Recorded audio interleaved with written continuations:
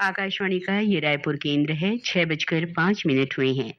प्रस्तुत है दुर्ग जिले की चिट्ठी। आलेख अभय जवादे का है। श्रोताओं नमस्कार। जिले की चिट्ठी के आज के अंक में हम लेकर आए हैं दुर्ग जिले की चिट्ठी।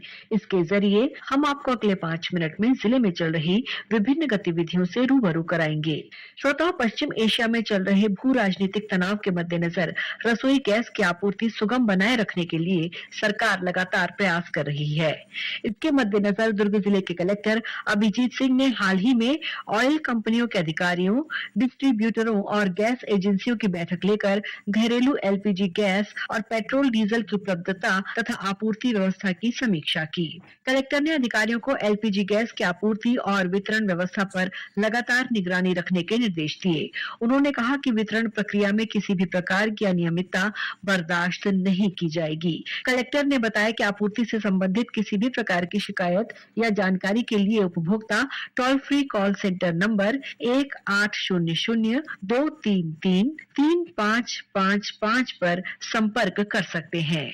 बैठक में अधिकारियों ने बताया कि जिले में घरेलू एलपीजी गैस और पेट्रोल डीजल की पर्याप्त उपलब्धता है और इसकी आपूर्ति सामान्य रूप से जारी है। श्रोताओं ने दिल्ली में आयोजित राष्ट्रीय जल महोत्सव में दुर्ग जिले के ग्राम चिरपोटी की सरपंच पूजा चंद्राकर को नल जल प्रबंधन में उत्कृष्ट कार्य के लिए सम्मानित किया गया। पूजा चंद्राकर ने अपने गांव में हर घर तक नल के माध्यम से स्वच्छ जल पहुंचाने में महत्वपूर्ण भूमिका निभाई है।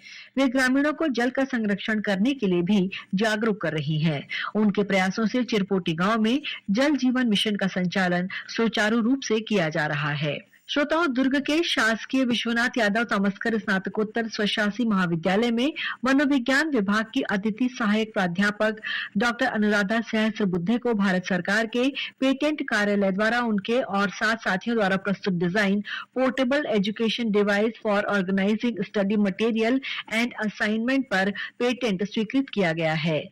डॉक्टर अनुराधा सहस्त्रबुद्धे ने बताया कि इस एजुकेशनल डिवाइस को विद्यार्थियों, शिक्षाविदों और प्रोफेशनल्स को पाठ्य सामग्री, नोट्स तथा हार्ड और सॉफ्ट कॉपी में असाइनमेंट एक्सेस करने के लिए तैयार किया गया है। श्रोताओं, नगर सेना द्वारा दुर्ग में आज से सिविल डिफेंस वॉलंटियर्स के लिए प्रशिक्षण कार्यक्रम का आयोजन किया जा रहा है। यह प्रशिक्षण कार्यक्रम 20 मार्च तक चलेगा। नगर सेना सिविल डिफेंस, होमगार्ड और इमरजेंसी सर्विसेज के प्रभारी तथा सेनानी नागेंद्र कुमार सिंह ने बताया कि सिविल डिफेंस में नामांकित होने के इच्छुक अभ्यर्थियों को आवश्यक दस्तावेजों के साथ उपस्थित होना होगा। प्रशिक्षण में शामिल होने के लिए अभ्यर्थी का दुर्ग जिले का निवासी होना आवश्यक है। साथ ही उसकी आयु 18 से 50 वर्ष के बीच होनी चाहिए। श्रोताओं, अंतर्राष्ट्रीय महिला दिवस के अवसर पर 8 मार्च को दुर्ग के शासकीय बाल संप्रेक्षण गृह में कार्यशाला का आयोजन किया गया।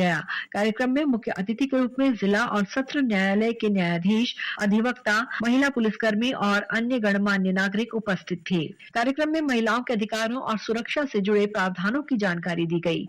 इस कार्यशाला का उद्देश्य महिला कर्मचारियों, पुलिसकर्मियों, अधिवक्ताओं और मितानिनों के योगदान को रेखांकित करना तथा उन्हें उनके अधिकारों के प्रति जागरूक करना था।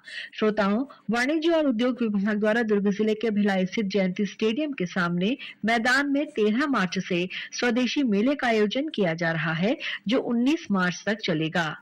भारतीय विपणन विकास केंद्र के तत्वावधान में आयोजित इस कार्यक्रम का उद्देश्य स्थानीय उत्पादों को बढ़ावा देना और शासन की विभिन्न जन कल्याणकारी योजनाओं को लोगों तक पहुंचाना है। श्रोताओं, 19 मार्च से चैत्र नवरात्र की शुरुआत हो रही है।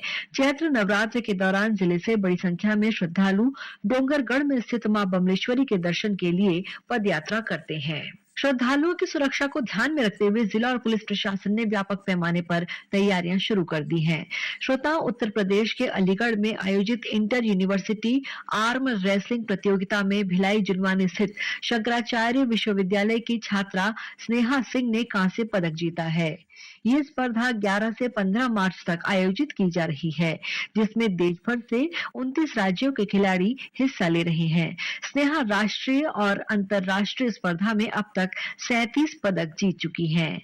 श्रोताओं, केंद्रीय शिक्षा मंत्रालय के स्कूली शिक्षा और साक्षरता विभाग द्वारा संचालित राष्ट्रीय साधन सह प्रावीण्य छात्रवृत्ति के परीक्षा के लिए आवेदन की प्रक्रिया शुरू हो गई है। इसके तहत चयनित विद्यार्थियों को कक्षा 9वीं से 12वीं तक हर महीने 1,000 रुपए की छात्रवृत्ति दी जाएगी। विद्यार्थी 20 मार्च तक आवेदन जमा कर सकते हैं। इसी के साथ जिले की चिट्ठी का ये अंक समाप्त हुआ। अगले रविवार एक नए अंक के साथ हम फिर मिलेंगे। तब तक के लिए नमस्कार। दुर्ग जिले की चिट्ठी अभी आप सुन रही थी, आलेख अभय जवादे का था।